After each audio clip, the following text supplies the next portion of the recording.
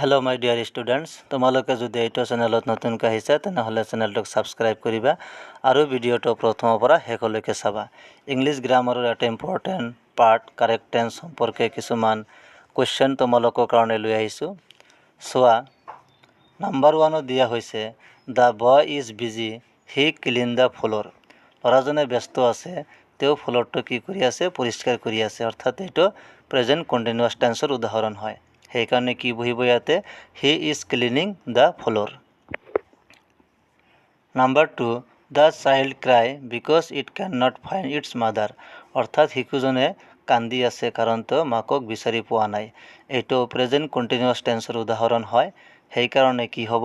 The child is crying because it can not find its mother.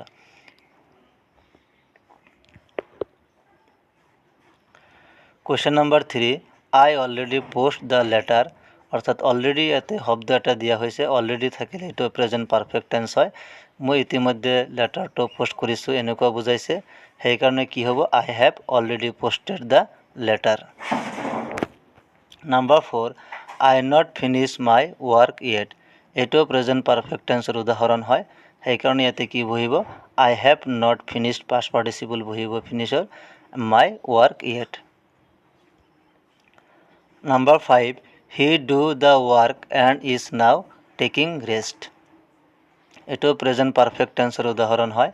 He has done the work, অৰ্থাৎ তেওঁ কামটো কৰিলে আৰু এতিয়া তেওঁ ৰেষ্ট লৈ আছে। He has done the work and is now taking rest. Number 6, I read English for 6 hours। এইটো প্ৰেজেণ্ট পাৰফেক্ট কণ্টিনিউৱাছ টেন্সৰ উদাহৰণ হয় কাৰণ ইয়াতে 4 আছে। 6 অৰ্থাৎ 6 বজাৰ পৰা 6 ঘণ্টা ধৰি ইংলিছ পঢ়ি আছে। So' I have been reading English for 6 hours। Number 7, the boys play since 3 o'clock। অৰ্থাৎ ল'ৰাবোৰে 3 বজাৰ পৰা খেলি আছে। এইটো প্ৰেজেণ্ট পাৰফেক্ট কণ্টিনিউৱাছ টেন্সৰ উদাহৰণ হয়। সেয়েহে ইয়াত হ'ব the boys have been playing since 3 o'clock। Number 8, we wait for you here since morning.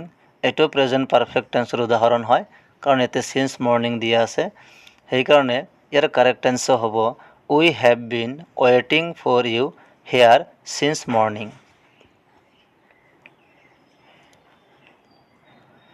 Question number 9, the child suffer from fever for the last 3 days। এইটো প্ৰেজেণ্ট পাৰফেক্ট কণ্টিনিউৱাছ টেন্সৰ উদাহৰণ হয়। অৰ্থাৎ শিশুজনে যোৱা 3 দিন ধৰি জ্বৰত ভুগি আছে এনেকুৱা অৰ্থ বুজাইছে। চ' এনচাৰটো হ'ব the child has been suffering from fever for the last 3 days। Number 10, he know' me since my childhood.